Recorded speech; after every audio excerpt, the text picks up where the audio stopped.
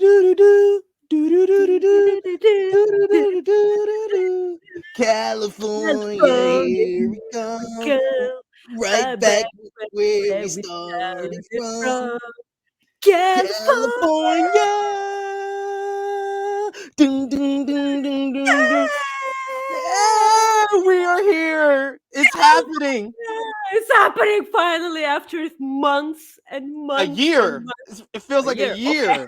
year. A year. We've been talking about it. We are here. SP3, Maggie, on Fightful Overbooked. You know, when you see me on Fightful Overbooked, I am not talking about professional wrestling usually. So yes, I am here for another niche podcast. And this time we are talking about one of the greatest teen dramas of all time, the OC. Maggie, how are you doing? It's finally happening. And I'm doing so great. Like I cannot wait for this. Yes, usually when we see you on Fightful Overbook, that you know that there's some sort of fuckery at hand. So, so, so I can't wait for this. We need to rant so much. So yes, I and how are you doing, by the way? Like I I am told you off the air how I'm doing, but like people do not need that kind of negativity in their life. I'm doing all right.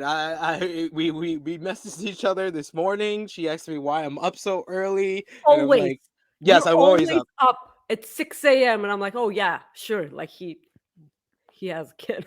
I have twin 2 year You olds, have, so yes, you have plural. yeah. Oh God. I'm so Uh, sorry. they wake me up at like 2 a.m. in the morning, sometimes 3 a.m. in the morning, and then I put them back to sleep, and then they'll wake me up again at like 6 a.m. or 5 a.m. if they're feeling extra awake. But yes, we are not here to talk about kids. We are not here to talk Well, about come duvets. on. We are gonna talk about kids. Yes, we're going to talk about spoiled rich kids because we are talking about the OC. Oh man, this teen drama was like my life Yes. when I was 15 years old. I used to watch it with my mom actually. Like my mom is big on soap operas. Like she lived on like All My Children, One Life to Live, General Hospital, all that stuff. So when there was like a teen drama, and she was the one that opened me up to like my first teen drama that I ever watched was Beverly Hills 90210. So when Fox once again was doing a teen drama, this was the summer of 2003, and it was the OC. I was like, all right, I'm gonna sit down with my mom. I'm gonna check it out.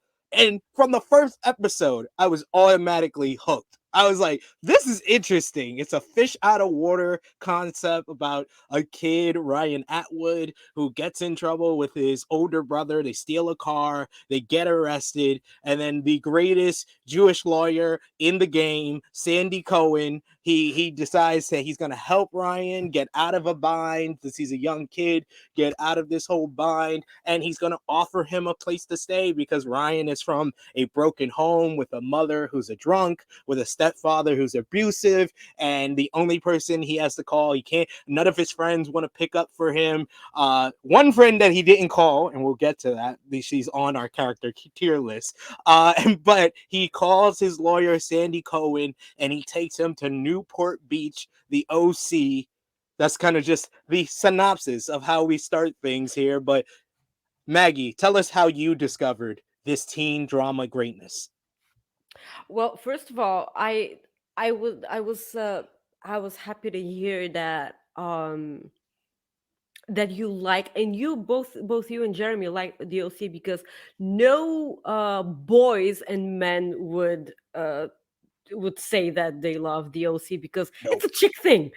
It's a chick thing, and my parents didn't like it because like my father is like Eastern European macho. Come on, like that's Yeah. that's not happening. Like if it's not football, it's not worth watching.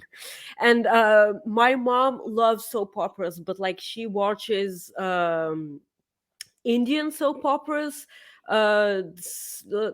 Spanish soap operas, and Turkish soap operas. Like these are like the three that she watches all the time.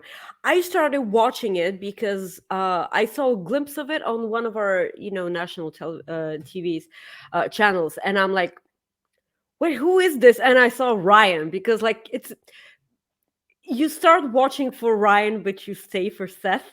Yes. Absolutely. Ryan is the person This is that I immediately related to, but then Seth, after like episode 2, I was like, well, he's the best character. yeah, like that's the one. And yeah, like this is the girlish point of view. You come for Ryan, but you stay for Seth. uh a lot of the girls um didn't want to say it, but like at the end they were like, yeah, okay, Seth's super fine. I'm like, yeah, no. Plus, I kind of blamed Seth for that skate movement that we actually got later in life, for skaters wearing not baggy pants and like shoes, because they used to wear really baggy pants and I loved it. And then OC came and they show Seth wearing those skinny jeans and everyone started wearing skinny jeans. I'm like, I blame you, Seth. Jesus Christ. And then I was fine with it. But like, when you're a teenager and you're disappointed that some sort of fad is going away and you're like sulking, but like I could never be mad at Seth. Come on, it's Seth. He's such a sweetheart. Yeah, and that would convert like the guy point of view as far as like the good looking girls. You came for the show for Marissa, but you stayed for Summer. Summer. That's how it was for the guy. Summer was the one that I developed a crush on as I watched the show, and then also as I got older with the show, going in season. This is like one of the rare teen dramas that left a mark on pop culture, but Oh only yes. lasted like 4 seasons. Like it only lasted 4 seasons. And you talk about Seth kind of starting the trend of like skinny jeans to skaters. Seth started the trend of being a comic book dork was cool.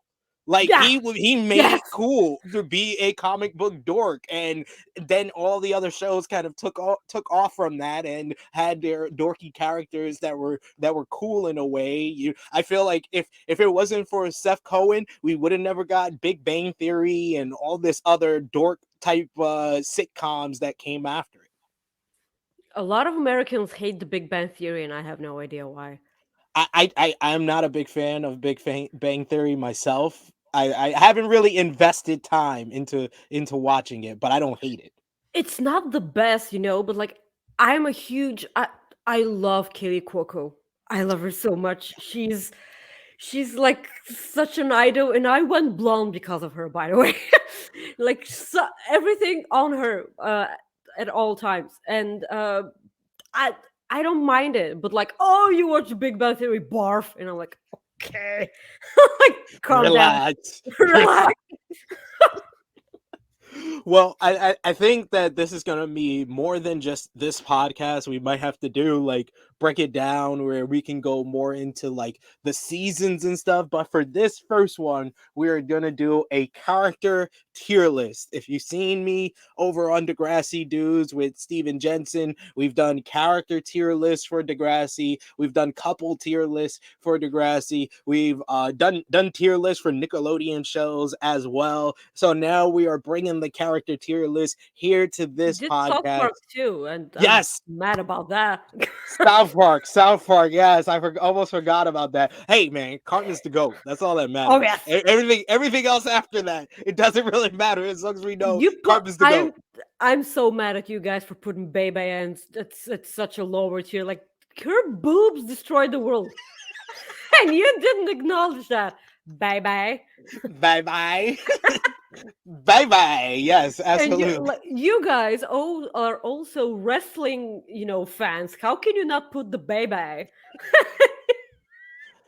Well, maybe we need to revisit that. We revisited our character tier list for Degrassi after Jensen saw the later seasons and stuff. So maybe we can go back to South Park after this season that's currently running. We'll go back to it and we can have Maggie on to really kind of adjust everything and get a third person's point of view. But This is why we needed to do a character tier list on this great show, this great teen drama known as the OC. So I'm gonna share the By the way, screen here. which was your first teen drama that you saw? It was Beverly Hills 90210. Beverly Hills.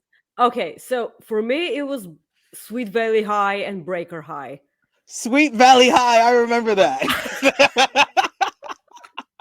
Like Breaker High was on a boat, Yes. and this was the first time I ever saw Ryan Gosling. This was my first introduction to Ryan Gosling.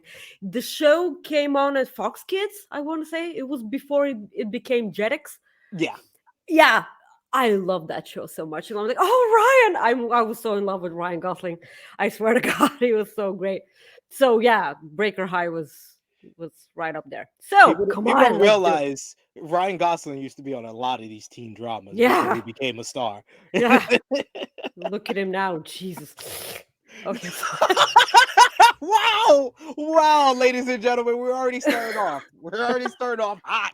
Let's share our character tier list here, and we can break everything down for the people watching. So we got our sections here, and we had specific tiers here. So we have 6 tiers in total. Of course, the top is what we usually give to the GOAT characters, the greatest characters, the characters that define the show. Then we have the tier just below there. They might have not been the characters that define these shows, but they are great characters. They had a lot of depth, a lot of development throughout the 4 seasons of the OC. Then we have our third tier, which is good but flawed. So these are good characters, but they have their flaws that keep them away from the 2 top tiers. Then we have the lacrosse team. And I don't know about you, Maggie. Whenever I thought about the lacrosse team on the OC, I just kind of felt like, eh.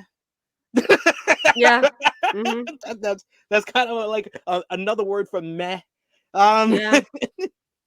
Then we have the tiers that are probably going to be the most controversial for the people watching that are OC fans. Is why were they even on the show? So these are characters that we don't even know the point of them. And then we have the bottom tier, which is usually trash. Where we did Degrassi, it was Trashly. So we had to name this one after a character on the show, and we named it Oliver. If you're an OC fan, you know why You the bottom know. tier is called Oliver. We will get Just into fucking hate that. that guy. We will get into that when we get to it. But you brought him up at the start. So we're going to start off with Ryan Atwood to give people kind of the synopsis on Ryan Atwood. He is kind of the star of the show. He is from Chino, California. He's got he's from a broken home. Like we said before, his brother gets him into trouble trying to steal a car. They get caught by the police, arrested. He's bailed out, basically, talked out of it by his lawyer, Sandy Cohen. His mom is a drunk and has an abusive boyfriend. When they get back home after his mom picks him up, after Sandy gives him his card to call him if he ever needs anything, Ryan gets into a fight with the boyfriend. He calls all his friends. No one picks up for him, or no one has his back. No one gives him a place to stay. So he calls Sandy, who brings him to Newport Beach, where Sandy lives with his wife, Kristen, and their son, Seth Cohen. So then he goes to like this big party. Before that, when Sandy is trying to convince Kristen to have him stay for a couple of days or at least a night, he meets Marissa as he's smoking a cigarette outside the Cohen household. He's with Wherever I want me to be. whoever. Yes, the great line. Whoever you want me to be. Well, no, but like with the cigarette and where.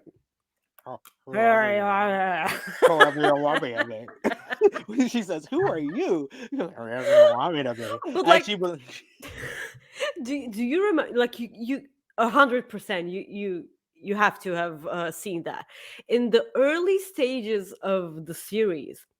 Ryan had this, way of acting, which he didn't turn his face, like yeah. facing he like only turned his eyes. And he was like looking at her like, whoever you want me to be. Whoever you want better by. But it was so creepy. I'm like, why aren't you looking at me? Why are you looking at something that is like 5,000 miles away? Like your eyes are. He has a faraway look in his eyes, ladies and gentlemen. Yeah.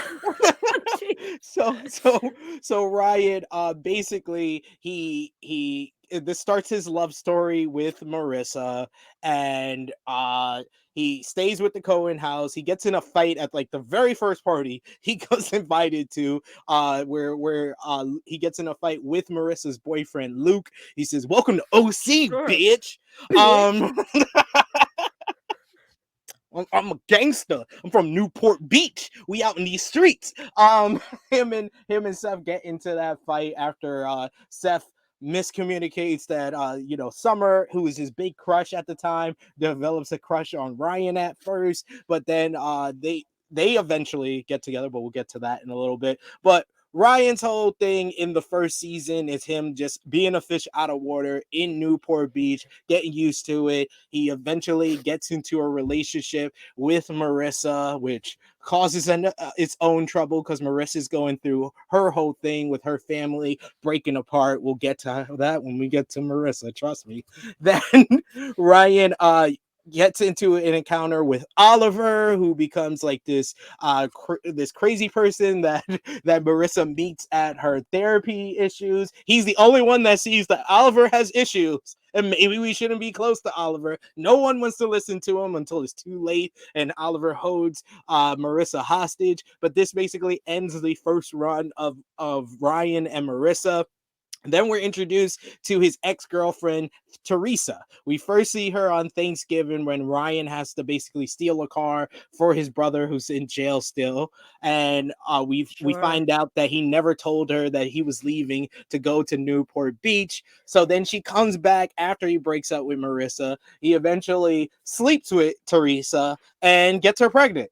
And and even though he gets back with Marissa, he then finds out that Teresa's pregnant and he has to leave the OC. And that's how we basically end season one. Season two, we come back to Ryan and he's a construction worker trying to make ends meet to support Teresa, her mom, and their eventual kid. But then Teresa realizes that Ryan has one foot out the door. He really wants to be in the OC. He goes out to Portland because Seth leaves the OC when Ryan leaves because he's like, I never even liked this place until Ryan showed up. So if Ryan's gone, I'm gone too. So he In sails the his boat. boat, in the boat called Summer. Yeah, summer breeze, summer Summer breeze. breeze. Oh. Perfect stuff. Um, Summer breeze, and he basically goes to Portland where he's staying with Luke and his gay dad. We'll get to that later. And, and he basically talks Seth to go back, but also Teresa calls him and says that oh, I lost a baby, because she realizes that Ryan doesn't really want to be with her, doesn't really want to be there. So she tells him go back to the OC. He goes back to the OC with Seth. They try to mend their fences with their girlfriends, Summer and Marissa. Marissa is playing games because she's all distraught because Ryan left, and she's been hooking up with some lawnmower dude, and she doesn't tell Ryan that, so Ryan has to find out in the worst way possible while they're making out in front of the house. And then he breaks up with Marissa. He eventually meets this new girl, Lindsay. They start having like a beef that turns into a relationship, and then we find out that Lindsay is actually Kristen's sister. His stepmom's sister. By the way, yeah. By the way, like I was always wondering how, like, because you can never do that here. I don't know if you guys can do that in the States, but like I was so puzzled at how many people who are underage can get a hotel room. Yes, yes, that was very How? weird. This is really and they're like, I know that, like, if you look at them, you're like, there's no way you cannot be at least 25. Like, I can get that, but maybe it's the Californian sun, If you got money, I guess in it's California. yeah. Yeah, but like Teresa didn't have money, okay? Like No, she did not, and she got a, but like she was working at catering. And I'm like, you're under what? How old are you? How can you get what? It's like blowing your mind at the things they Yeah, were doing. like, is this how things are in the States? I had no idea. Did we mention the huge ass house that they burnt? Yes, oh, I forgot that. That happens in like the first 3 episodes. The Like I first think three I episodes. think like the Let's. second episode, he burned. They basically I think it was Ryan. the third. I think it was the third Yeah, that he was like, no, I'm out of here, and then they. Oh, I think we have a place for you to to crash. It's this house that my mom and grandfather never built. Yes, here, stay here. Oh, here's some candles, and like nylon things. and he gets in a What could fight with Luke. possibly go wrong? Sure. And Luke was like, "Oh my god, there's something burning. I'm gonna go." I'm like, how much do you hate a person who you met 3 days ago that you want him to die in a burning No, but building? Luke But does save then, him. yes, Luke does- but then he actually like put him in the fireman's carry, and See how and we mix instead it of in the wrestling, y'all? yeah, and it was like, give us an F5 and like F5 him into the flames. Not save him. He wants to give him an FU, an attitude adjustment Yeah, into the yeah, flames. bitch. welcome to OC. And Welcome to the OC, bitch. Yes. end of the series. Yeah, that would be the end of the whole series. Yeah, I'm giving them the spark notes, and Maggie's giving. No, you forgot a big detail. He burned down a house, and that's why his new girlfriend father doesn't like him and stuff. oh But yeah, the yeah, grandfather. Oh yes. yes, Caleb Nickel. He's on our tier list here, and we'll get to him. But yes, he burns down the house. That's early on, but in season 2, him and Lizzie's relationship basically falls apart after we find out that she's a part of the family, the Nickel family. She eventually has to leave when Caleb wants to basically adopt her, and then he sort of like has this will they won't they with Marissa again, as Marissa is discovering her lesbian side. She kissed the girl and she liked it. And then eventually she leaves that girl to get back with Ryan. All the while, his brother has come out of jail and he's about to fuck shit up. And his brother, as Ryan is off with Seth at a trying to make some money, I think in Las Vegas or something, his brother Trey basically sexually assaults Marissa. And this becomes like a dark cloud, an elephant in the room that causes problems between Marissa and Ryan until eventually Marissa tells Summer, Summer tells Seth, and Seth tells Ryan. And then we have the most iconic scene of this whole series, which is the finale of season 2. What you say? When Oh, the that you what know you meant well. Of course you did. What you you say? say as Oh, Ryan what and did you say? I as loved it, by the way. This was yes, flawless. I remember all the different parody shows that did that. It was so funny. But yes, Ryan and Trey, they get into this big fight where it looks like Trey is about to kill Ryan. He has like the With a telephone. phone. Yes, he has a telephone, and it's the big telephone with the wind, and he's about to smash Ryan's head. When Marissa comes in, she picks up a gun that was about to be used in the fight, and she shoots Trey, and that's when the music. What'd you say? He looks at her. He's got the bullet hole. He looks down. He looks at her, and he just. It's one of the funniest scenes in this whole series, even though But it's not it's so supposed to be it's so funny. great. Because it's so great because it's so ridiculous. And like, of course, the rich spoiled brat will never go to jail. Nope. Like, of course, Nope, of course not. But we of course. start off season 3 with basically at their school, Newport High or whatever, Newport Beach High. They basically don't want Ryan and Marissa at the school. Eventually, they Of accept course. Ryan back in, but they're like, "Nah, Marissa shot somebody. Let's not have her here." With the crazy principal who Ryan has to punch in the face, I believe, in like episode 1 or 2 of the first of season 3. This leads to Marissa. She goes to like this new gritty high school, where she meets Johnny, who's this surfer boy who turns emo after Marissa basically gets him hit by a car, and and gets his girlfriend to cheat on him with his rival Volchek. We'll get more Volchak. on, Yeah. yes, we'll get more on him in a little bit as well. This leads to issues with Riot and Marissa's relationship because she's trying to be, so helpful to Johnny, and Johnny's developing feelings for her. Johnny keeps trying to push her away. Then eventually they make shit even more messier as her little sister, who I believe was 10 years old in the first season. She was. It was ridiculous. In a matter of one season, she grew like 15 years. I was like, how did she go? I'm pretty sure the timeline is it's only been 2 years since season one in season three. But Caitlyn, who was 10 in season one, is now 15, and she's back in Newport Beach. She develops a crush on Johnny, which becomes this weird little rectangle, not even a love triangle, a love rectangle. Johnny gets rejected by Marissa as she finally chooses Ryan, and Johnny, who's down on his luck, his mom's losing money paying medical bills because he got hit by a car. He can't go to the surfer league. He lies to Marissa about going to the surfer league, but he's not able to go anymore, and he eventually gets drunk after Marissa turns him down. He decides he wants to climb some rocks. Of Ryan course, I always climb ridiculously like high rocks when I'm drunk. Always. Like I'm going out of my mind that we're just on character number one with all this. All this. We character number one because we started off with the main character. yeah. So he's not able to save Johnny. Johnny plummets to his death. Uh,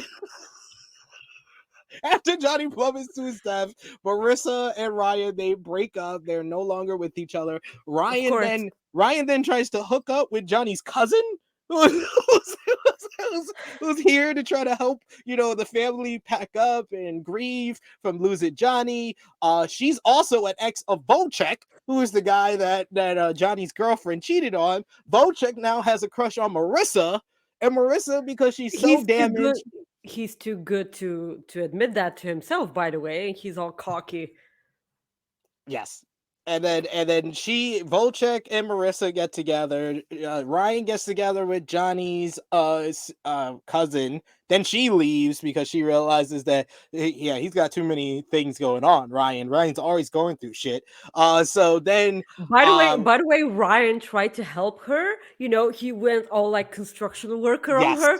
Yeah, he tried to fix her pipes. Those are teenagers, by the way. Teenagers.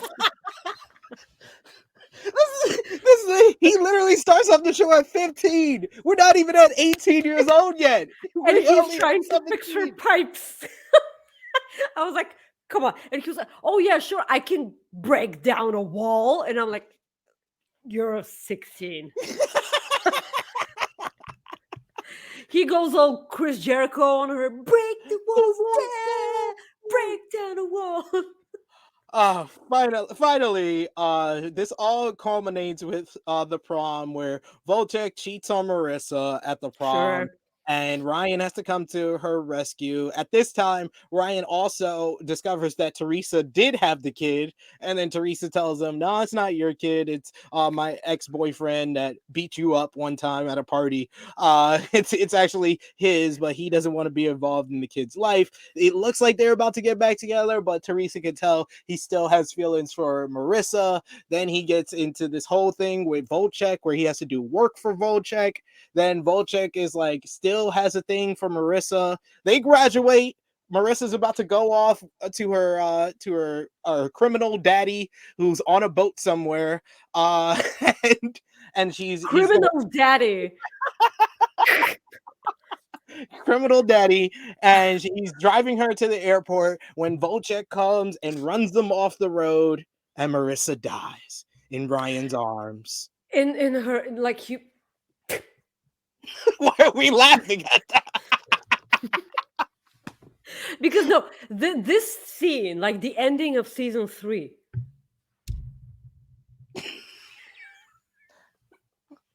He was like, I mean, and you know, the ending. I want to say season one of Dawson's Creek, where where like the epic meme came from. Oh no, that's the end of season 3 of Dawson's Creek when Okay, when Joey picks Pacey over yes, Dawson. He's like, there you go. just go, Joey. Like because this is such an emotional scene, and this is such a an important part of the series, but because it was turned into a stupid hilarious meme, you know and this is the same, because like this has to be soul crushing for the entire TV series, because everything was situated around Marissa and Ryan, everything, and now half of it is gone, like she's dead. And this has to be a soul crushing scene, but like No, don't worry. I also laughed at a lot of it.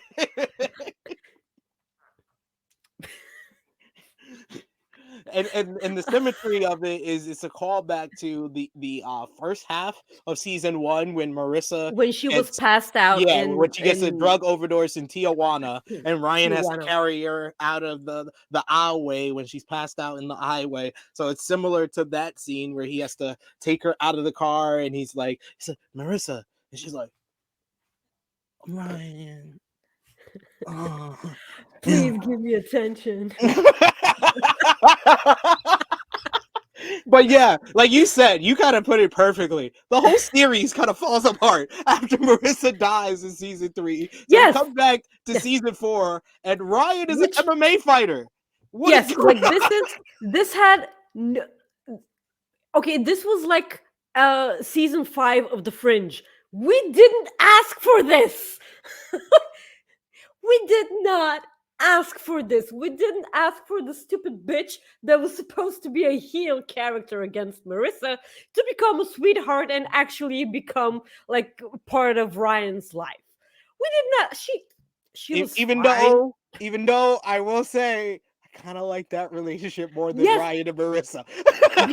because it wasn't toxic. Yes. It Yes. wasn't it was a normal relationship because both people took consideration of the other person's feelings, which had nothing to do with the way Marissa, carried herself at all throughout the entire show, because everything was about her.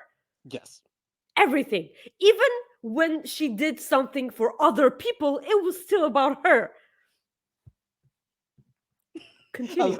I love how we already are roasting Marissa. We haven't even got to her character yet. We haven't even. So yeah, Ryan takes a while to grieve from losing Marissa until I believe it's the Chrismica story. We'll get to Chrismica, don't worry.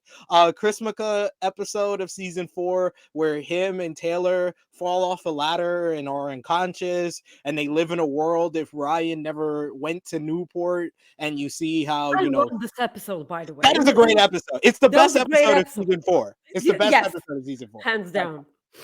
By far. Season 4 is not really a good season. I'm just gonna let everybody. It's better than season 3.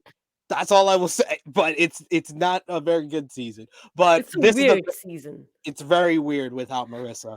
But yes, they finally start getting together themselves. They have their own issues. We'll get to Taylor and her side of this as well. And then the whole series ends kind of weirdly because Ryan is not with Taylor, I believe, by the end. But At he does. all. But the series does end with we find out that he's a construction worker. He's finally got his life together. Successful Yeah, construction a work. successful. He owns the construction Yes. whole thing. He owns his own construction business. He went to Berkeley College, and then he's owned his own. He has a beard. He has a semi beard, and he sees a kid on the side of the road who looks like Down on him, his luck. down on his luck, and he asks him, "Do you need any help?" And that's how the series ends. So it's a full symmetry of how we started with Sandy helping him. He helps the They kid. went full circle, and I appreciate that. I do. I did appreciate how they ended it. There was a really good ending to the series as well. But all of that to get to where does Ryan rank? Should he be in the GOATs because he is the main character, or No, no? I agree. I actually agree. I think he's a great character, Great but character. but No. he gets very boring after season one. Yes, Doesn't he? he gets really really boring because like um he falls victim to, I'm so sure that their pure intention, like the creator's intention, was for him to be a key character, but like everyone saw how much love Seth and Summer got, and automatic it was like the Monica and Rachel thing in Friends. Like Monica was supposed to be like this, and then Rachel came out, and then Yeah, he fell victim to that. And we are totally not saying that he's not a great character. Of course he's a great character, but not a goat. Sorry. I agree.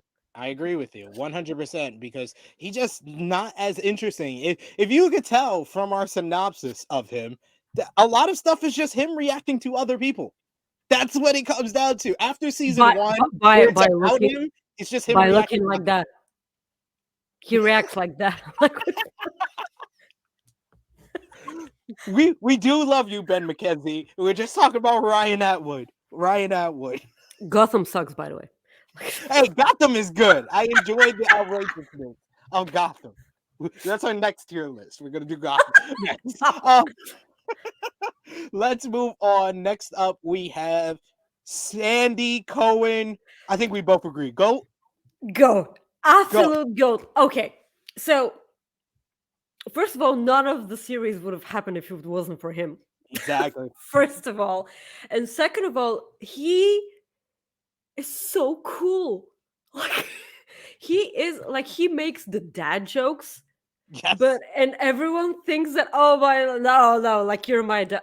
Come on, he's so, though if dad jokes are what like the things that he's, those are not dad jokes, those are cool ass jokes. Yes. And yeah, and like you can see that his character is the father who needs and wants to be incredibly familiar with his son's life and his stepsons, because that's what Ryan became after Yeah. all. But like initially think that because he wants to be the cool dad, but then after like watching a couple of series, a couple of episodes, you you you like realize that it's not because of that, it's because he's that person, he's just that guy who's like and later on we get that he does actually has some skeletons in the closet, but Yes, I was gonna bring yeah, that up when we get he to does it. he does have some skeletons in the closet, but I think that this is what makes him so lovable, because he is that person in spite of all that. Yeah. And yes, and he's not polished. I hate polished. It's not it's not that, because when you get layers to a character, that's when you realize that you can relate to them. And Yeah. if Sandy had no flaws, he was going to be like this made up character that could never exist, and that's why he's relatable, and that's why we love him so much. He's just That was perfectly absolutely put. great. Perfectly put. Really, like he's kind of like just the moral compass for like especially like the first season. He's the one that Ryan goes to when it really becomes obvious that Oliver is crazy and batshit crazy. It's Sandy that goes with him to the hotel to save Marissa. When Seth needs help with his relationship with Summer, yeah, like Sandy's always there. It's season 2 and season 3 where they add more layers to him and flaws to him. See, I believe it's season 2 when his fugitive ex comes into play and comes back around and he has to like save her, and it puts a strain on his marriage, which forces Kristen to start drinking, and that becomes a whole drama. But he's really there for Kristen when she's Hey, going rich through. people have problems too, okay? Exactly, exactly. We meet his mother. His mother has cancer. He has to deal with that at one point. In season 3, he becomes the with Kristen, in rehab. He becomes the head of the what is it called? The Newport union or whatever the business is that Yeah, Kristen and her that father. rich crap. Yeah, the rich crap.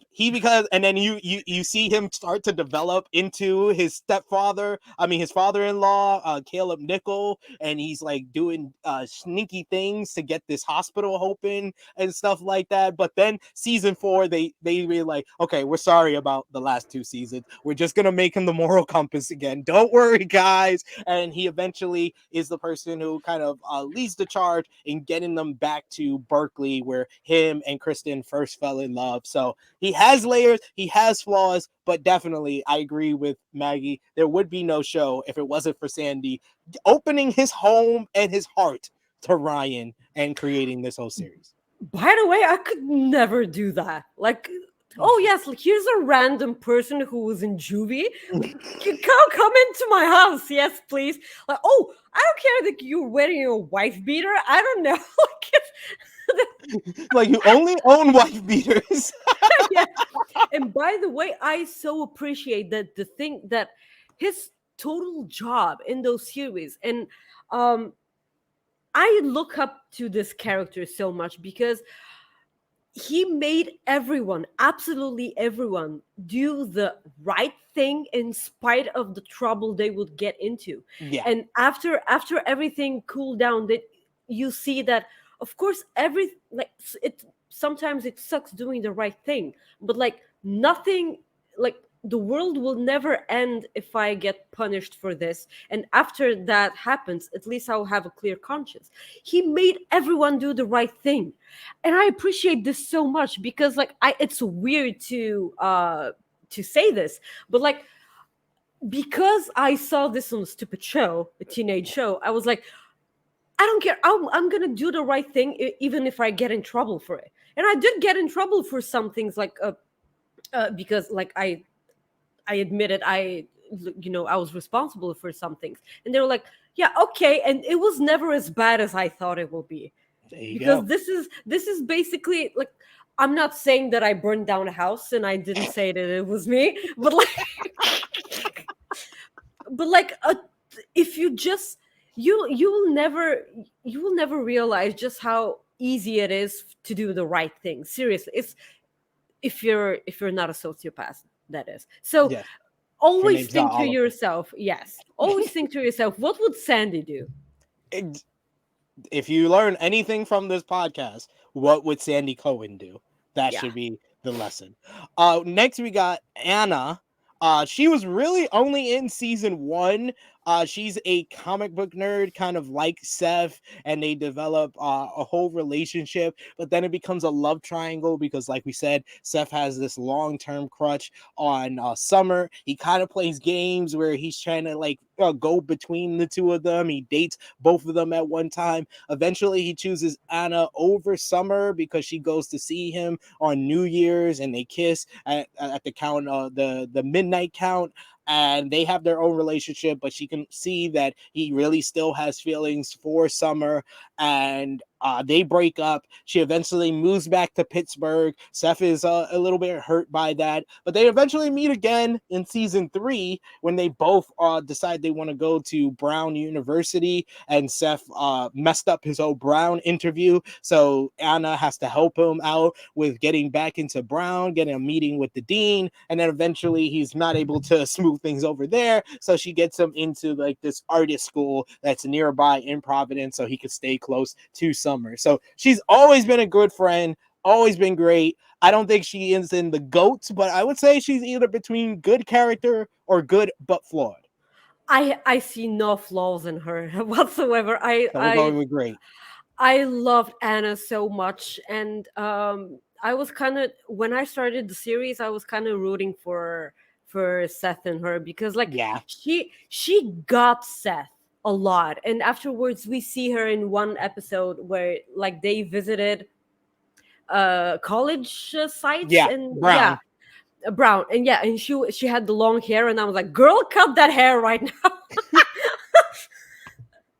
Yeah, the thing was, what was crazy for me, because I'm also a big Entourage fan, and she plays like a 20-something-year-old, which she really is, a 20-something-year-old in Entourage that was at the same time as her playing a 15-year-old on the OC. It's Yeah, weird. It was weird. it was really weird. But like I appreciate her so much, and after, if it wasn't for her, Seth and Summer wouldn't be a thing, Yeah. because uh the reason why she's a great character is because like um she wasn't selfish like other characters on the show, because like she loved Seth so much that she wanted everything that was good for him, Yeah. which was Summer. So she taught Have to him say. how yes, she encouraged him and everything. Like um I enjoyed the cotillion episode. Was this Yes. episode 2? This was Yes. episode 2, I guess. This was how we were introduced to Anna. I had no idea what cotillion was, but I am so glad that I watched Shosi so I can know what a cotillion is. So rich people problems, and oh, I have nothing to wear to cotillion. What am I gonna do?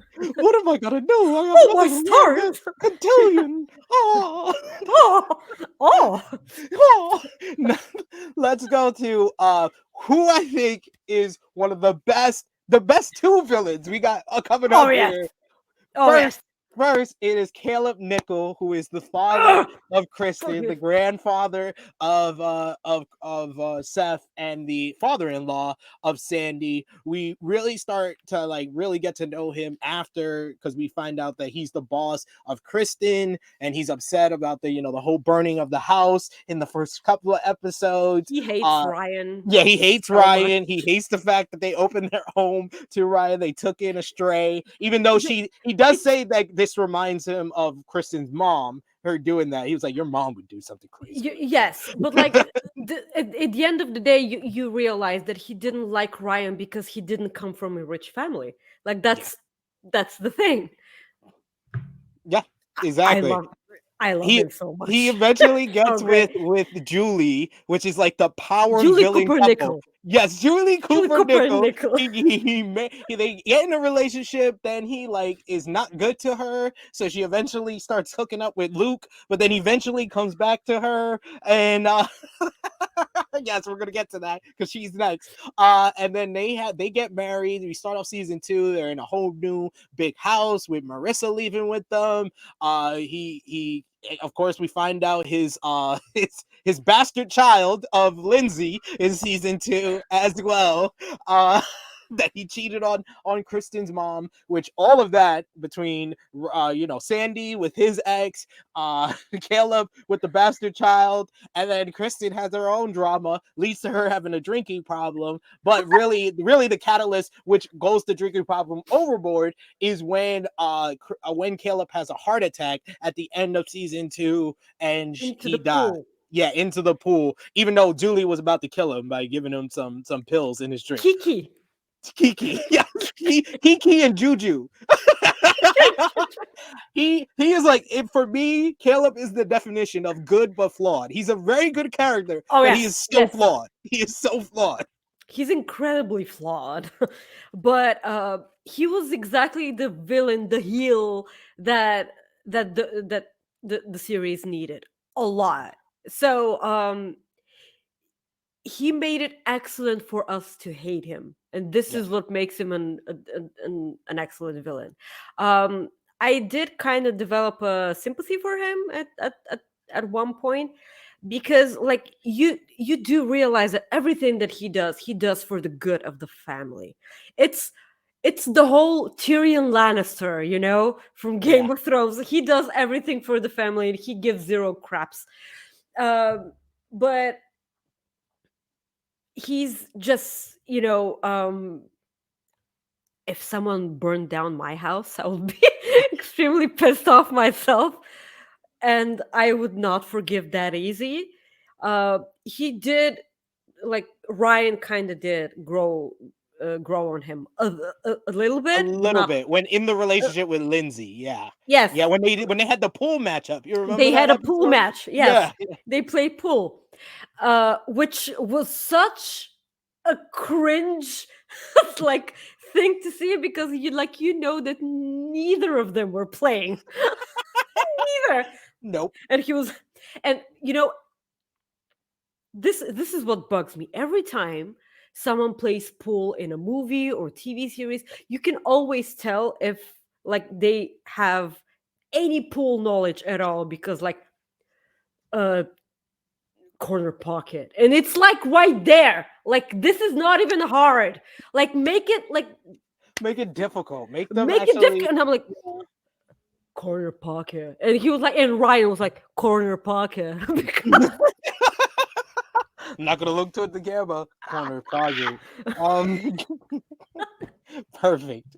But let's talk about his significant other, who, in my opinion, when it comes to villain turn, this is the ultimate this is the big wrestler. show. This is the ultimate, yes, this is the ultimate wrestling meets the OC. Is Julie Cooper, who starts off as the biggest heel in Newport Beach. She's a gold digging wife who's just spending all of Jimmy Cooper's money. You basically, by episode 2 or 3, you hate her because he's just deplorable. She's not really a good mother. She's just a gold digger who just spends all of Jimmy's money. Then eventually she divorces him when he gets outed and stuff Because he has no money. because he has no money. Then she gets with Caleb, and that's just her being a gold digger because he has the most money. And then she hooks up with her daughter's ex-boyfriend, Luke, after feeling spurned by You go, Caleb. girl. Luke Go get does it. Luke does the right thing after being obsessed with her. He eventually ends things for Ryan and Marissa, and she goes back with Caleb. They get married, but then he's like He pretty much doesn't quit. yes, he's pretty much still awful to her, even after the marriage and stuff. She eventually cheats on him with her ex-boyfriend, who has a sex tape of her. If people didn't remember that, yeah, that was a plot line as well. I She gets completely forgot about that, by the way. she gets back with Jimmy at the end of season 2 in our way to season 3 after Caleb, Because he has money dies again. because he has money again because he Caleb paid him all the money for this restaurant that him and Sandy had. Then they get back together, but Jimmy Cooper still a freaking criminal, doesn't know how to handle money. And then this is when the babyface turn starts, because you start to feel bad for her because she was really in love. That was the only person she really loved, was Jimmy Cooper. So when he lets her go, she's down on her luck. She has to move into a trailer, and this starts the redemption of Julie Cooper, where she really shows that she's a really good friend to Kristen, always has Kristen back when Kristen's going through her drinking problem and rehab, and she comes back, and then she has this blonde lady that's trying to extort her, and Julie's the only one that sees through the crap. But then eventually she does want to do some criminal shit with her, but then she has a conscience moment, and she just like spurs her and gets rid of her. Then she's just really good to Kristen throughout this whole thing. She goes through her and Marissa, men fences. They actually have a good daughter mother relationship. She has a good daughter mother relationship with Caitlin, and then Marissa dies, and then someone goes back to being a heel. Yes, she tried to pay Ryan to fucking kill Volchek. But it's And I'm really like, just what? that's how she's grieves. That's how she's Yes, grieving. this is, again, we're talking about the layers and layers, because like, first of all, you think, oh, she's a fucking gold digger, she doesn't care about anything because she's a gold digger. And then you kind of realize that what she's a gold digger because she wants to provide the perfect life for her two daughters and herself. And in a For lot of ways, she's Ryan because she didn't come from a rich family. She came from what yes, was exactly. yeah. She When we did meet her porn. sister, yeah. She did porn. These characters, just going back and remembering all the stuff that happened with these characters is the best part of this whole Okay, I was podcast. in my teenage years and I needed money. Okay. I'm sorry, Julie is a goat for me. What about you? Julie is absolutely a goat. Like, she, again, so many things would never happen if it wasn't for her. So many things. And the way that she she tried to get with Summer's dad? Yes, we've totally bypassed that. That's season 3, where she tries to get with Summer's dad. Summer's Dad dad. gets engaged with her, but then he's just like, "Nah, you crazy. After your daughter died, you try to get this this guy that killed him killed. Your mind is everywhere but where it needs to be." Then she eventually gets with Ryan's dad when he gets out of jail. Oh, Ryan's dad comes up in season Seriously. 4. Seriously. You go get it, girl. Yes, I don't even care. Like, it's not as if when you have kids that your life ends all of a sudden. No, you go and have a life. Jesus, like, I'm not saying that, like, gold digging is acceptable. Like, but I don't care. Like, this is what makes good TV. I'm sorry, but like, we're not saying that. Like, we're not grading these characters as something that you absolutely need to do with your life and whatever. We're grading them in terms of how important and great they were for the show. Yeah. Yeah. So Julie Cooper Nickel. Yes. Julie Juju. Cooper Nickel Roberts Yeah. was gonna be Juju. Roberts. Juju. And then what is it? Julie Cooper Nickel Roberts Bullet at the end, because she gets married to the Bullet. To the Jesus, no. to the Fuck. Bullet at the end. She has a kid with Ryan's dad. Oh my god, what a journey for Julie. Yes, she deserves to be in the GOATs. Kristen is like Earth 2 Julie. She's not as interesting, in my opinion. She really isn't, because like it's kind of bad for us to say it that way, because like she legitimately had a drinking problem. Yeah. And yeah, this she's I saw her as the lioness who just, her children, she wanted to protect her children, and Yeah. she wanted to protect Seth so much, and everything that was happening to Seth, and she just couldn't take it, and she was kind of blaming herself for that, and the alcohol was numbing that really, really bad. And I kind of relate to her immensely, because like, when you're crushed by the reputation of your dad, because her dad, she was always in his shadow, and he always, she did have a sister, but like, she was like, kind of the black sheep of the family. Like, she kind of went and did whatever. But like, Kiki was so, she was like this marble statue that her father built, but she was like, well, dad loved you more, to her sister. Yeah. Like, yeah. And she did everything to earn, his, which kind of is like a daddy issues, a lot. She definitely has daddy She issues, for sure. For sure. definitely, because come on, she's rich. And Come because on. she really has to become like the mother of the family when her mother dies. That's how they described it, where she had to take care of her father, had to be close to him, do the business with him and stuff. Absolutely. And all of that like comes to in season 2, when like he passes away. She deals with, like, she's flirting with some guy that's at the job that's supposed to be helping her and Julie, and they develops this close relationship, but then he has to leave because he But realizes she never did anything. yeah, yeah. And I developed great sympathy for the Valentine's Day episode, where Sandy was held up with his, fugitive ex-girlfriend stuff and whatever, and she was waiting for him.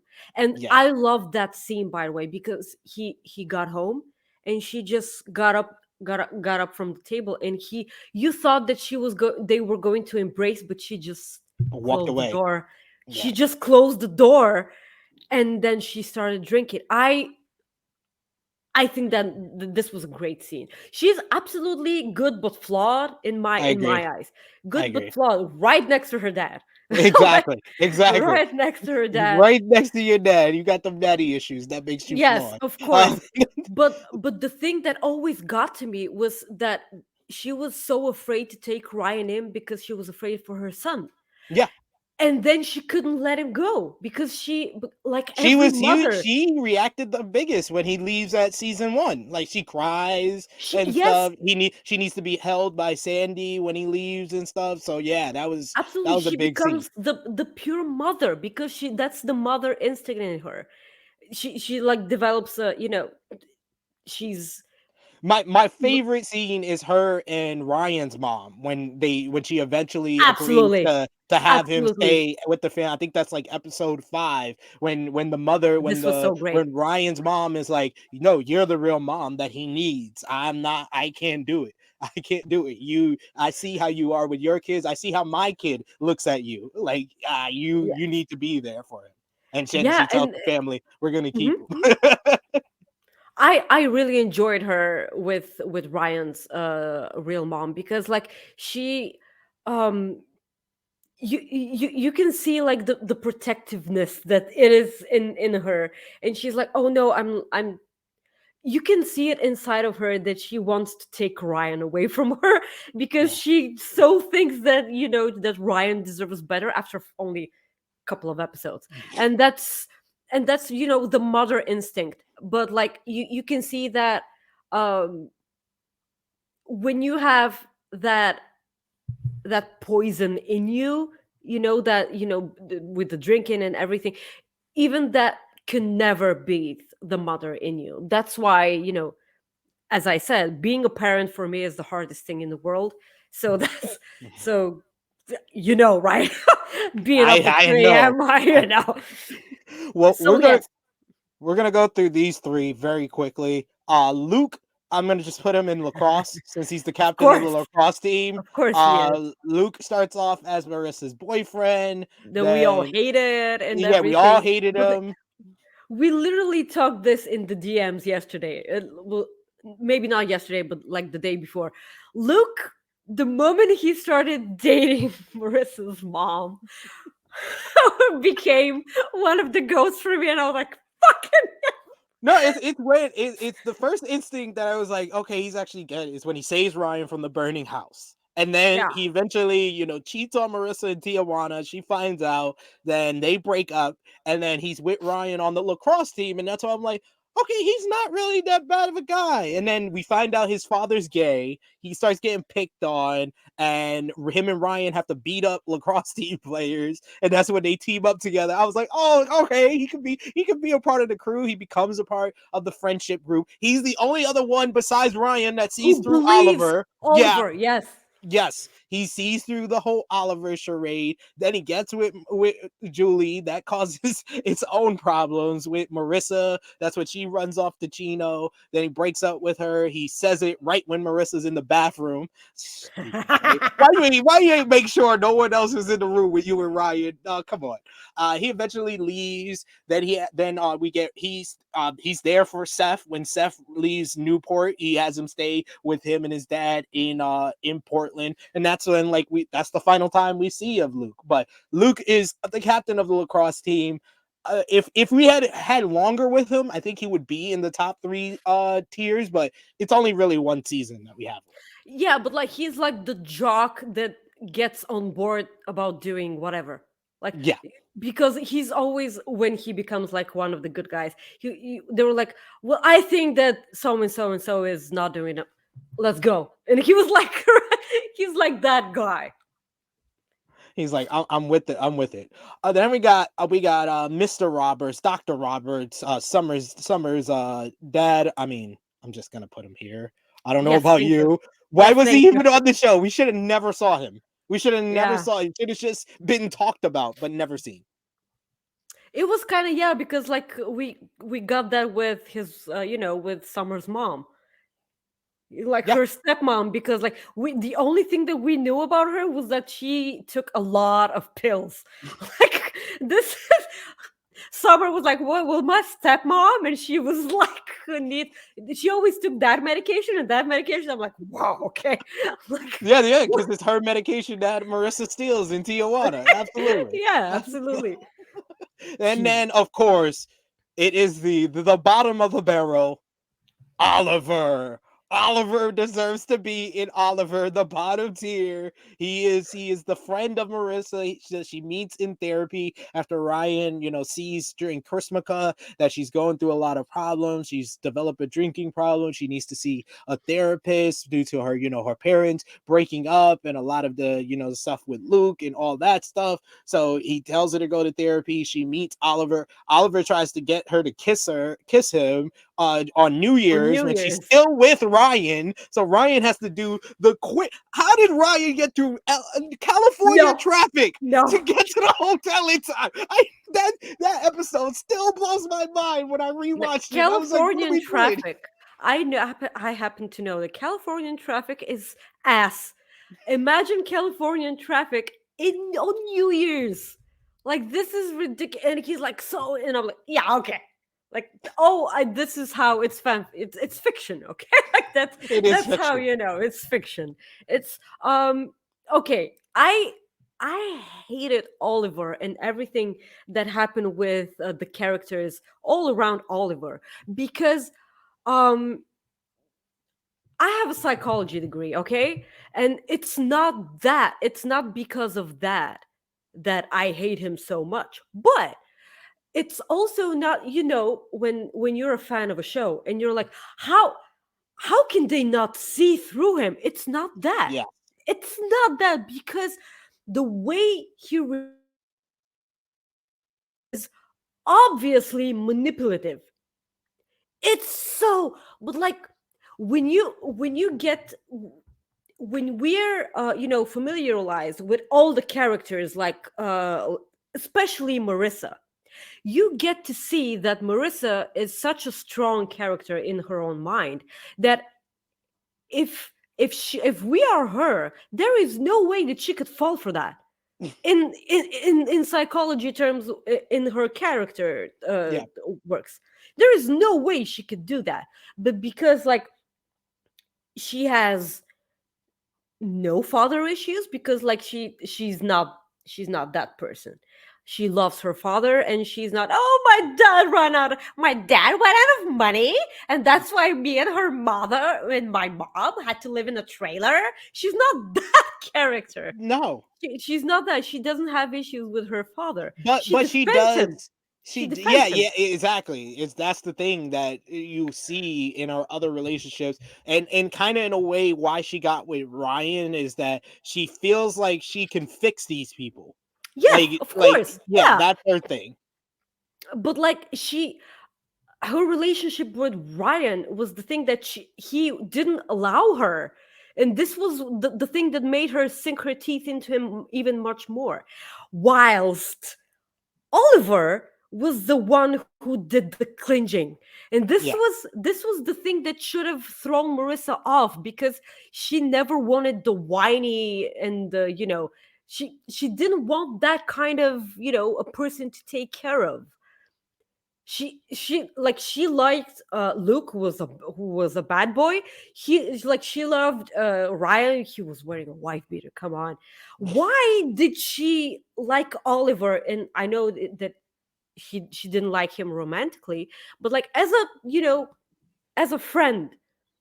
And come on, like, not meeting at all his girlfriend. What was her name? Like, oh, Damn it. Where was it? Because it was the front desk the person at the front desk person. hotel. Yeah, like, not meeting her at all and knowing certain random information about her. Yes. Come on. Like this, and this was the one of the first thing that Luke and Ryan was like, does she even exist? Like, Yeah, they come were always on. there. There was always have you ever met Have her? we even met her? And also Summer. Also Summer, because she was also kind of weary about him. Yes. Continue on. I do have to help my missus with the kids real quick. Continue on talking about Oliver, Yes, please. about Oliver. Yes. So even the fact that he was like, um his reactions to all certain things that were he has the Dominic Mysterio avatar. Jesus. Okay. So the way that Oliver reacted to a huge part of, the mysteries that were surrounding him. I'm not saying that all of them are stupid for falling for that, but I kind of am. Like, you kind of see how flawed Marissa is right from there, because um wanting so much to be the one to take care of that person, and to be the one because of which that person is better. And this is kind of like the falling rocks. You come and see the falling rocks, because you get to see, because like, if you're new to the show, and you know that you're supposed to like Marissa, and you're like, well, how am I supposed to like Marissa when she falls for that? We're gonna get to Marissa eventually, at some part of this podcast. But Oliver, Jesus, no! Like, when he starts hurting himself, oh no! Like, he starts hitting himself. Okay, if this is not a red flag, it's your problem. It's not him. Oh no! I'm sorry. I'm so stupid. And he starts hitting himself. Fucking bye. Like, Run at that point. At that run. point, it's time to run It's and get time away to from Oliver. run. Also, if Luke needs to be the voice of reason, Jesus Christ. We're in big trouble. We're in big trouble Yeah. when Luke sees through everything, and Seth, Summer, Marissa is all like, do do do do do. I didn't understand that. Yeah, not at all. Oh my God, Oliver. Jesus. By the way, kudos for making everyone fall for that. But like, it all ends here. Okay, he was also like, the actor did his job perfectly, because Yeah. he's so slimy that I hate him so much. Kudos to the actor. I don't know his name, but Like, like, let me look it up, because he yeah, was very good at, he was at really playing good. this character. What is his real name here? Damn, they have him. I love on the character description, it says he's alive. Um, Taylor Hanley is his name. Yes, Taylor, thank you. You did awesome, but we hate your character, which means that you did your job perfectly. And now it's time for you to once again take center stage, Maggie. We have another goat here, Seth Cohen, who I'm putting right at the top. I'm putting right at the top of the goats, above his father, above Julie Even Cooper. above his father, yes. Even above his father, Seth is the ultimate comic book nerd. He becomes the best friend of Ryan almost instantly. They have their little falling out in episode 1 when Summer has a little crush on Ryan, but Ryan comes and has his back when the lacrosse players try to jump Seth or pick on Seth. He has his back. They fight together. He's like, man, I never had anybody like that. We're really like brothers. And so they become like this whole unit. The only falling out they have in like season 1 is when Seth doesn't see all the telltale signs that Oliver is crazy and Oliver is a problem, and he has to like say, ask for forgiveness and stuff. Ryan very he doesn't even hold it against him. He's just like, I'm cool with you. I'm more have a problem with Marissa, with the fact Marissa didn't believe me, but he really like forgives him very quickly after that. But eventually, Ryan leaves, so he's upset at Ryan for leaving, and he leaves on the summer breeze to go to, I think he was trying to go to Tahiti, but he winds up in Portland because he ran out of snacks, and he decides to just take the bus to Portland. He stays with Luke and his father for a while. He was flirting with some girl there, but nothing happened with that. But he was in a real relationship with Summer. We talked about the whole 3 triangle that he had with Anna and Summer. Then Anna, season Anna. Anna. Anna. Uh, then he eventually, season 2 becomes his like whole quest for getting back with Summer. He has to deal with another love triangle, but this time Summer has a boyfriend named Zach, and they become like comic book friends because Zach is also a comic book nerd and a lacrosse player at the same We time. boo Zach here in this house. Don't worry, we're gonna get to him, and I know exactly where we're putting him. But Yes. Why was he even on the show? Either there's two tiers. One of those, yeah, I agree with you. But yeah, Seth eventually gets back with Summer in one of the other most iconic scenes in this series of when he's trying to fix the satellite in a rainstorm and falls off the satellite. He doesn't have a hat, so he's wearing a Spider-Man mask. And Summer comes to leaves They the airport. recreate the scene. They recreate the scene of Kristen Dunst and Tobey Maguire for Spider-Man 1, where she lifts down the mask and kisses him, and they're back together. So sweet. Such a beautiful This was, moment. you couldn't ask for a better way because it's Seth and he's the comic book nerd. Like you couldn't ask for for a better scene to make that happen. And there's one huge reason why Seth is the goat, because we kind of talked about being a trendsetter. I'm so thankful that because of a character like him, it was okay for people to go out and say, "Yes, I read comic books. Yeah. I watch Marvel. I'm a fan of DC. I will dress up like Spider-Man for Halloween, and I will not get beat up."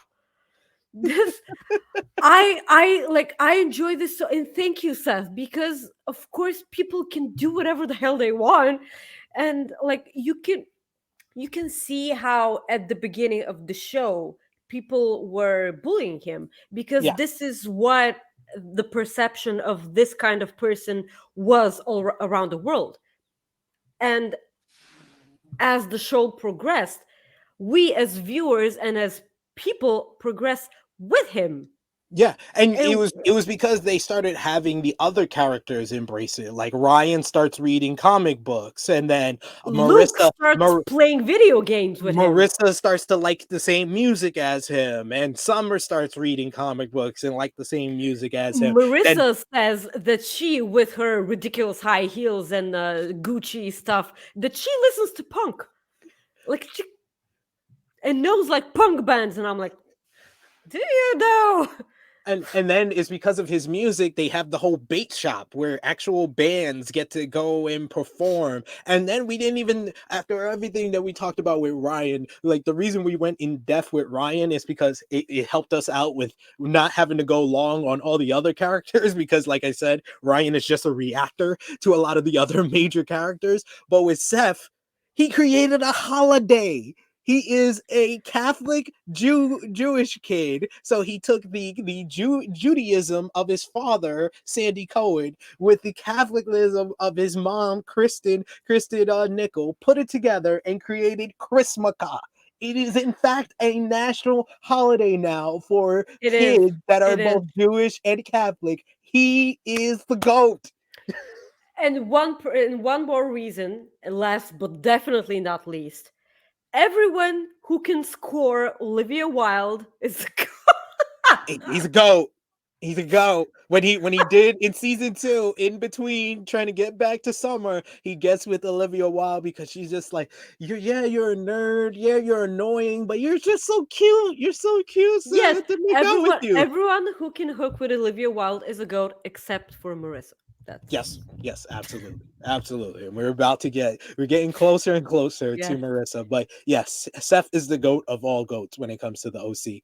Next we got Star-Lord. Shea.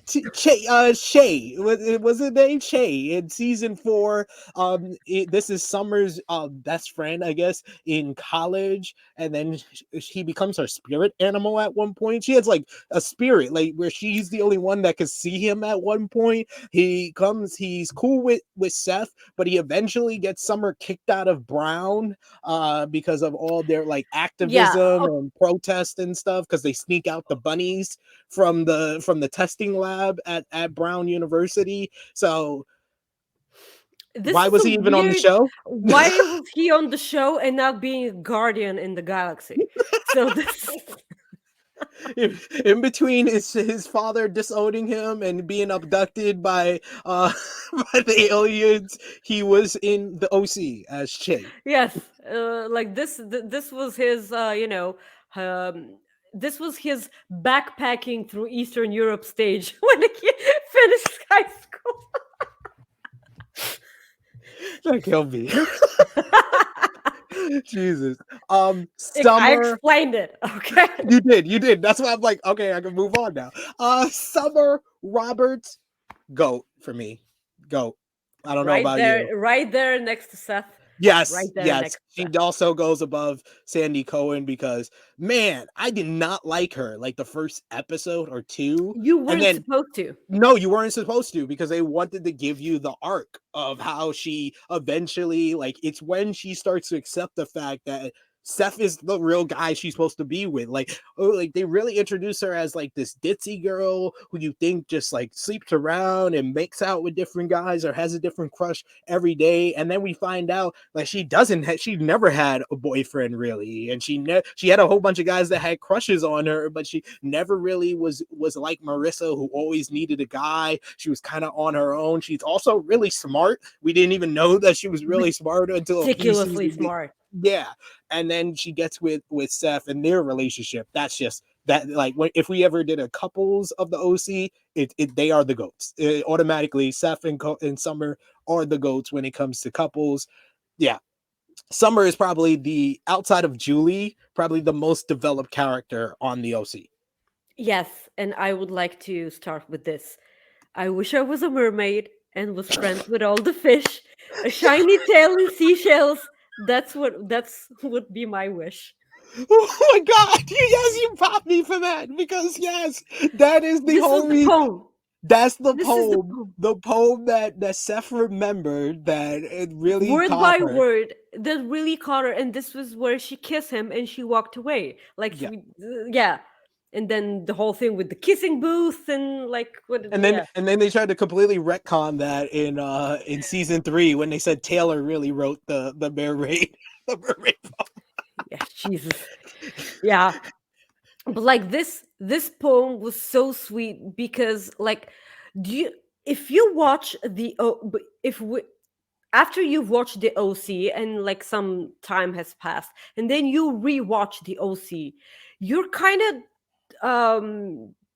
culture shocked by the first episode because Summer is nothing like that, and like she is one person in the first episode and an entirely different person for the rest of the series because Yes, she's drunk out of her mind and she's like yes, it's like she's that high school stereotype. stereotype, and then afterwards she becomes like nothing like that. She becomes the biggest supporter of the bitch you're supposed to like, and The like best she's friend that she could possibly ask for. Yes, absolutely the best friend because she decorated her new room. She is the one who has to be just as spoiled as Marissa, but fucking knows how to use power tools. Okay. That's hot. that is hot. That That is is hot. so hot. And then like she gets all those tools and then like makes everyone help her. Like she's organized and she's a leader, like this Yes, huge leader. And then the fact that when she goes, it was really weird watching her in college because she turned into this hippie, you yes. know Who didn't because bathe? yes, that she needed to fill a terrible void that was inside her Yeah, because there was no Marissa anymore. And then you come if you start explaining the character in your mind to yourself, and she was like, surely she must be thinking that she could have done something to prevent that, maybe because this is how an amazing this such a huge friend that she was to Marissa, because she was like, maybe I could have helped her. Maybe have I done? Because maybe I wasn't that good of a friend. Maybe, etc., etc., etc. yeah. And this is maybe because like why she became that, because she was probably blaming herself for a lot of these things. Very true. Very true. Good points right there. But yeah, Summer is just amazing how she developed throughout the entire series, i- relationships, everything. Man, just Perfect character. The fact that in the beginning like the sex between her and Seth was awkward because Yes, like she was exactly as as nervous as he he was. was. Yeah, because like she never did it before either. Like Exactly. And he didn't know. He didn't know. That's why he was awkward because he didn't know. He thought she mhm. had all this experience and she really did. Jimmy Cooper, uh, Good I but mean, flawed, maybe, I want to put him in or the cross. I don't know how to feel about him. Like, I also don't know how to feel about him, but like yeah, he was he's too flawed to be in Good but Flawed. Because like Gah! when they made him be a criminal again in season 3, that's when it was just like, yo, there's no Oh, growth. that was There poor was no character growth. work. Yeah, that's just Yeah, poor character work. That's why like that's the whole thing. Like with Luke, he's in lacrosse because we didn't get he enough is time. lacrosse. Yeah, he is lacrosse because he was on the lacrosse team, and we didn't get enough time to get the full growth for Luke because we got it all pretty much in one season. With Jimmy, it was just like, damn, like why we had to revert back to what he was. Of course, the second part, like his second coming in the series, I was like, why are we even watching this? Why is he on this show the second time? Because like I didn't get it. Like why are you back? It was like them. It was almost as if it was that part of the show where the creators were wondering what could they do to bring the the good parts of of that part of the TV series back, and they thought that this was the no, it's It no, really wasn't. No, but unless you could retcon Caleb dying, that's the only way. yeah, That's the only way you could save season 3 is Caleb didn't die. yeah. Um, Zach, I think you're right. I lean more towards why was he even on the Why show? is he even here? Like I know, like, and he's also in the lacrosse team, by the way. I Like wanted he to put him is. in the costume, but you when you said why is he even on the show, I was like, Why is he on the show? yeah. Why was He he on the show? is in the lacrosse team, and he's like this. He's supposed to be like the thing between um like Seth and Luke because he's Yes. nerdy like Seth, but he's also the jock. I Probably that's the reason why they even made him Because they as a did as a tease character. like Summer getting with Luke when Seth was with Anna and they never Yes, pulled the trigger on it. So I guess I'm they so was glad. like, yeah, I'm so glad too. So they just was like, oh, what if we did Luke meet Seth, and that's the character that's gonna be between the eventual reunion of Seth and Summer. Absolutely. But like they had to like make a character that goes between Summer and Seth, and at some point, yeah, but like Summer did dress up like Wonder Woman, so like This is it's true. Wonder Great scene there. Dawn Atwood. Um, Woman. Okay, she was really important for those episodes of the show. And they She brought her was. back kind of in season 3 before the graduation, and she had Yes, really developed yes, and stuff, and actually got through her whole addiction, even though Ryan was judging her based on who she was instead of yes. actually getting to know his mom again. So it made me actually feel bad for her. So I want to put her in lacrosse or I good but kind of flawed. do, yes, in the lacrosse because like if we put her in good but flaw, but like we had like 3 episodes of her. Like Yeah, she's not that, but not enough to why was she even on the show? She was important for she the was show. on the show for a She reason, was for for a sure. reason. Yes, We're she we're was. we're gonna save the person up front for Yes, the end. We're gonna yes. save that for the Thank end you. and move on to Johnny Oliver Stone. I mean, I'm on Oliver with Johnny. I'm sorry. I You did don't need to be not sorry. like You don't need to be Johnny at sorry. all. Like, and it's the fact that It's Oliver and copy Johnny, paste. It's yes, copy paste. Oliver and Johnny is like they're an obstacle between a couple that I didn't really like to see together, yet they made them so hateable, both of those characters. like you can see, you can see that at the, at the beginning. Oh yeah, okay, Johnny's like that boy, but like, why are you dragging other people down with your depression? Like, Yeah, I know, like, when you're in that bad of an emotional state, it's really, it's hard to think of something other than yourself. I know, like, I think that we've all been there, because like, we're millennials and all of us were depressed at some point. exactly. Yeah, I can get that, but like, tell me the reason why they think that 90% of everything they do is a great idea. Of course. Oh, wait, I'm drunk. Of course, I need to climb this huge cliff. And Yeah, yeah, I'm on the cliff, and yeah, yeah, of I'm gonna course. climb it. And I am going to climb the cliff with the bottle of alcohol in my hand because it's so much easier.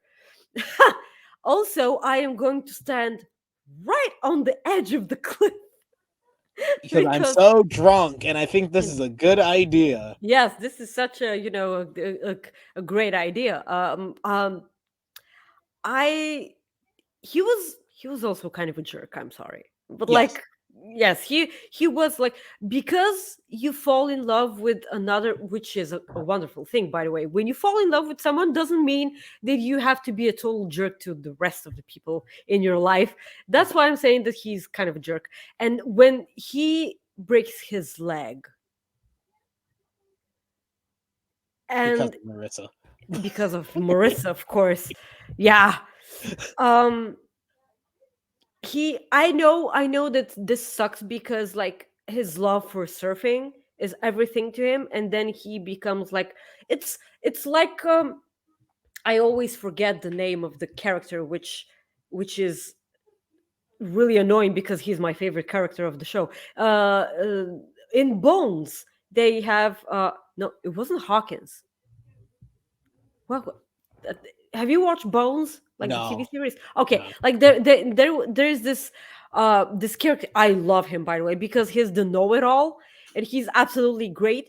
And when he gets hurt, and he lose all feeling is in his legs, and he gets put in the wheelchair, and he becomes this really bitter person because he doesn't have his legs, and it Yeah. sucks. Yeah, and he becomes a dick to everyone because they have their legs. I can get that. It's because it's really difficult to all of a sudden become dependent of other people. This is true. Like, I can get that, but like, when you're a teenager, it makes it harder because you're just a spoiled brat. When you're a grown ass person, you can get that, because like, oh no, like, no, this is so. But he's a teenager, and I want to slap the snot out of him. I'm really sorry. And everyone was doing everything to make his life better. They Yeah, were, yes, they and did the he whole was, Christmaka. They treated yes, him like little Timmy during Christmaka. Did yes, the whole yes. fundraiser for him. Mm-hmm. What? And yeah, and I can get why he can be bitter about that, because like, a fundraiser, and then you feel like charity, which Yeah, is a kind of a slap in the face, because I can get why. But he does become, he is Oliver. Yes, please he does stay become there. Oliver in a He lot of ways. does So, become so, Oliver. so Yeah. let's complete the trifecta here and just pick Volchek. I don't know if Volchek deserves to be higher than Johnny on the Oliver scale because he killed Marissa, and He killed Marissa. even though we don't like Marissa, he killed her because he was in love with her and didn't want her to go to the airport without talking to her. His way to talk to her was to drive her off the road and flip her car. What the? He had no logic. Yes. This is the true definition of toxic, and this I do you know why this character exists? Is to show women that they can do better. Seriously, because he is the true definition of rebound sex.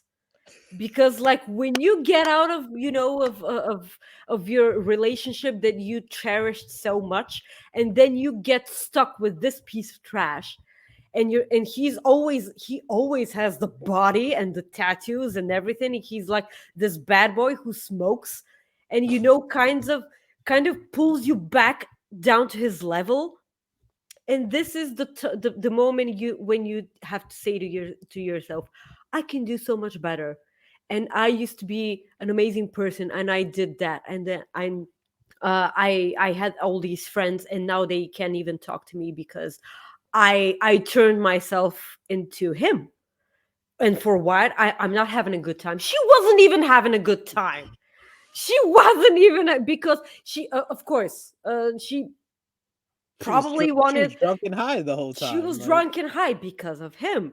And the fact that he's so hot, this is why this is why he needs to be Oliver, okay? He so needs to be, because how can oh wait, what do you mean? What do you mean you don't want to talk to me? Let me kill you. Because you don't stop the car. Let me stop the push your car. car. Let me push your car like while you're traveling at 100 kilometers per That hour. This is a was good just like idea. so dumb. So dumb. Ridiculously dumb. And I don't care if you're drunk or high. This does not excuse you in any way. True definition of Oliver: a rebound sex surfing dude. uh Oh, I forgot. We got one more Oliver, I think, here out of these last yes, bunch. his brother, Ryan's brother.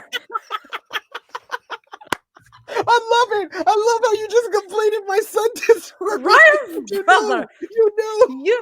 You know that you're absolutely as toxic as everyone in this lane, where people call you the dollar store version of Tom Hardy. Tom Hardy is one of the most handsome people on this planet. And when you are such I can never I, it's not I have so many thoughts in my head right now that I can't even Well, express it. let's start off with he got Ryan arrested Yeah. by stealing the car. Then Magnificent big brother behavior, by the way. Yes. while he's in jail, he gets Ryan to steal another car during Thanksgiving. Thanksgiving. Jesus. He tries to steal from the store when he gets out of jail, and Ryan's trying to show him around Newport. Then he sexually assaults Marissa. He Acts like it's nothing. acts like nothing happened, doesn't want to tell his brother, then tells his brother that they had feelings for each other, so try to make gaslights Marissa, and then eventually tries to kill Ryan.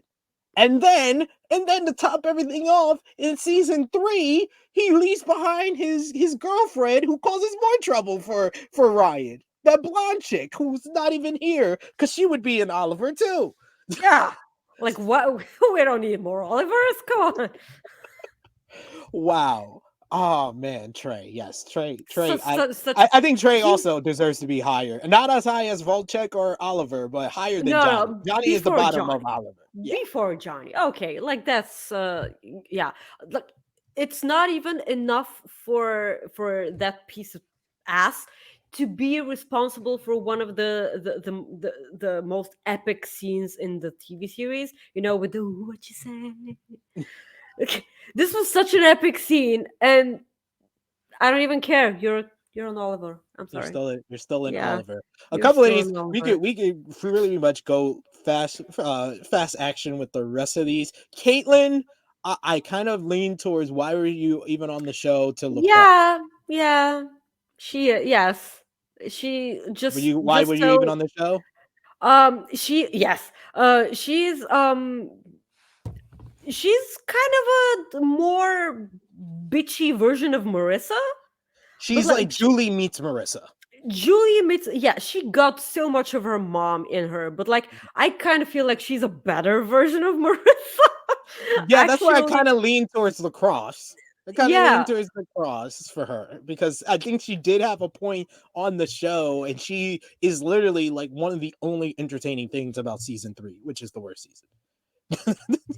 Yes, she kind of saved the third season. Yes, she's kind of a but like the moment where Ah, ah, one of the few times when I liked Marissa was when she got to her school and like she dressed with yeah, yeah, I like that. this was cool, yeah, but like, and not because of the schoolgirl No, outfit, no, no, no, no. which was really awesome, by the way, because yeah, kudos, yeah, she pulled that off, but like because of the bonding, because we never Yes, got to see a bonding between Marissa and her sister, but like she, because she was never a big sister to her, no, she always like talked down to her, which i kind of I kind of see why she's like that. exactly. I'm gonna go to Taylor. I'm sorry. I see Taylor and I go good but flawed or great character. What would you say? Good but flawed, actually, because like, yes, of course, but like then the last season, and you're like so torn. Like, I know, but she was the annoying kind of bad person in, Yeah. you know, And then she got the in baby face turn by the and end of then like she, season yeah. 3 into season 4 where she gets with Ryan. Teresa. Teresa. This is an interesting one. This is probably the person that I have the most trouble fitting her in anywhere. I know why, because like, Jesus, um we need to develop a new one between good but flawed and lacrosse just for her. I would say I was lean more towards lacrosse, but very high on lacrosse because she's very close to good but flawed, but she doesn't really have any flaws outside of bad relationship choices. With her She's baby all, daddy. yes, she is also extremely moral. Yeah, Yeah, and this is why this is so hard, because probably, she's yeah, extremely moral, but she had unprotected sex with a teenager. of course, and she got her own, come on, like she got her own the hotel room. What did you expect, Jesus? She was in catering, come on. Like she Catering from Chino. but she did. I so hate that. Every time I see this in TV series or movies or whatever, I hate when that happens. When a character makes a decision without even telling the other person, and she ends up making a decision for that other person. And I absolutely hate that, because you can see that in real life too. And this is stupid, because you are taking responsibility away from that other person and you're not even telling them, you know, Yeah, because it's it's kind of selfish. Bottom of the line, it's selfish, because you get to make a decision for that other person as if they're not a grown-ass man or a woman, and this is exactly. annoying. This has always annoyed me, and this is why I didn't like her at the beginning, because like, why would you, what gives you the right, because this is not only your, burden to bear. It's not. And it's, I don't know. It's, but yeah, probably lacrosse, because like we saw her in how many episodes? I want to say five or four. Yeah, probably it's like maybe 5 in season 1 or 5 or 6 in season 1, 1 in season 2, and then like 3 in season 3. So we didn't even get a full like 11 episodes of her throughout Yeah, the whole yeah. season. Like we see certain parts of her character, but like not enough for her to, for us to have a, some knowledge about what actually, Yeah. Olivia Wilde, I'm not even gonna call her know. Alex, Olivia I'm Wilde. not even calling her. Um, I I'm I gonna say good but flawed. Yes, good but flawed, and I am biased here because I love Olivia Wilde. If she was played by any other character, I would have put her either in lacrosse or either in Why Were She Yeah, in the Show. But she was in the show just so we can know how much Marissa has no clue about what she's doing with her life. This is exactly why she was on the show. And yes. this isn't me saying that being gay is flawed. Of course it's not. No, You no. do whatever. You do whatever. Like It was love is it was love. it was how controlling she was when she realized Marissa was still had feelings for Ryan. Why I said she would be in good but flawed. But she was a good Yes. character. She was the manager of the bait shop. She gave Seth the job, even though she probably shouldn't, and he was the worst employee that she ever had. Yes. Uh Oh, he was. she was with I call her Sloane from Entourage. She's been in a bunch of movies. That was her girlfriend at one point. So yeah, I put her in good before. Yes, definitely. Lindsay, why were you even on the show? I mean, Yes. Why? Like this is like I don't know if we probably needed a bastard child angle. we needed one just so like there we have another reason to hate Caleb. Yeah, Yes, probably, but like why? Like we didn't like him either way. Like why would no? I lean towards that with Ryan's dad too. Why were you even on the show or lacrosse? What do you say? I have no idea why he was on the show. Seriously, like we And like why was it played by Hercules? also also like what a jackass.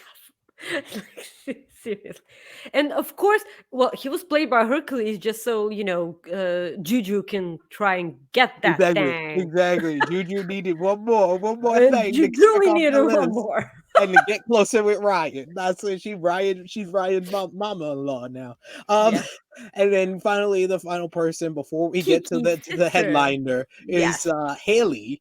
Yeah. Why were you even on the show? I have no idea why she was on the show. Maybe just so Marissa's dad can have a fling, and for us to see that mm, that Kiki had, the sister complex also. Yes. And now it is time for Dun Maggie to dun take center dun. stage. It is Marissa Cooper. That bitch. Let me say it in her language. That batch.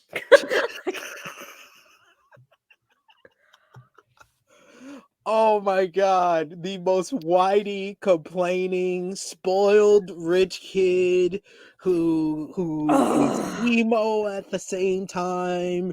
She is flawed because she has, she deals with like addiction, drug addiction, alcoholism. She comes from a broken home because her parents get divorced.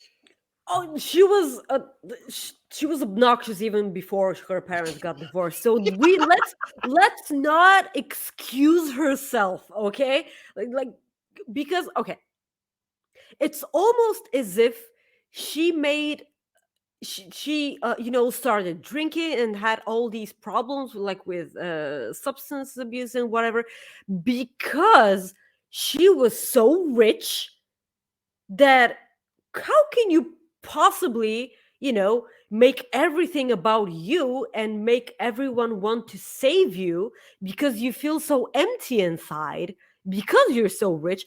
What can I possibly do to make everything about me? Oh, I know. I'll get drunk with every possibility I have, of course with vodka because that's of course you do. And I will develop a really toxic relationship with this one dude that I know damn well that I should have nothing to do with because he was smoking right in front of of the house of the other rich people who are like the The only you know good people in this community. the only good people. Like we didn't get to grade all the hens about of the community which Yeah, were in the yoga classes and the communities and because these were the women and the people that made Orange County for me, okay, because yes. they were the definition of Orange County. And of course like the posters of moral and and making smart decisions with your money, which were with the Cohens. And of course, when I see someone smoking with a leather jacket and a white beater in front of that house, of course, I need to, to have a relationship with this dude because, of course, why not? And then, like, I am going to act like the spoiled rich whore because I can have whatever the hell I want while I'm dating the captain of the lacrosse team. I will go and do whatever the hell I want. She was actually the first one to cheat in that relationship. Even Yes, indeed. morally, like, he cheated physically, okay, but like, she was the one that ran away and like started making And wanted to spend a night with Ryan in the model spend home. the night, and she made all the like the mixtapes, the CDs or whatever, which is, by the way, like, in that part of the world, I guess, because we didn't have this here, an invitation to your pants. Like, here's you make a mixtape to someone when you want to get in their pants. Like, I'm pretty sure. Like, and she wants to act all innocent at the end of the day. Like, come on, no. And every time, I have no idea how, but like, every time that she wanted to be empathetic and she wanted to do something for someone, and be a good human being, somehow she always made it about her. I'm sorry, Always. always. I don't know, like, this is such a toxic bitch. I will never not remember this certain, episode in which her mother was trying to connect with her, and she had a fucking I don't know, like, what do you call it, in the pool, and she like threw everything in the pool, and this is not even your house, bitch. Like, That was not normal. That was this not is not normal. like, was this a tantrum or whatever? Like, I don't know what is this puberty attack That was that you so have? that was toxic, and it was the worst acting I have seen on a Worst teen drama. acting ever, also. But like, this, That you alone, I might put her above Oliver. like, you You are reminded me of that scene. That scene might put her above Oliver. this. I hate this, and this is the root of all my Marissa hate, because your mother, which was such an annoying character in the show by that time, she's trying to reconnect with her daughter because she's seeing just how crappy of a time she's having, and she's trying to make everything work. She's trying to mend bridges, and she acts like this. Because you remember, even when Ryan comes back, Julie's happy to see Ryan back. She's like, maybe she can act normal again. Maybe you can heal my daughter, please, come on, like, hi. Like, and like she what do you guys call, like, those little houses that the Baywatch, like the lifeguards, like the Yeah, yeah. little house, yeah, what do you call these? A I have no lifeguard idea. stand. Lifeguard saying, yeah, okay, she managed to turn something so cool into something so obnoxious, because like, Oh, I always wanted to sit there in the night and smoke a cigarette. I miss smoking, by the way, so much, and I've always wanted to do that, and she did that with Volchek, and I was like, why? Oh, like, she ruined did it. that before me. Like, this is another reason for me to hate her so much. And then she has this is the thing I mentioned with Summer. She has such an amazing group of friends, which make a room for her. A room. Like, she had like this white four walls with this boxes of stuff, and she has so many stuff because she was a rich, stupid, spoiled brat.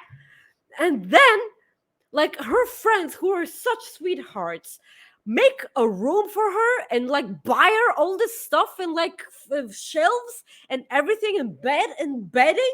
Do you know how much bedding costs? I just got A bedding. lot of money. It costs a lot of money, and she was still a spoiled bitch after that.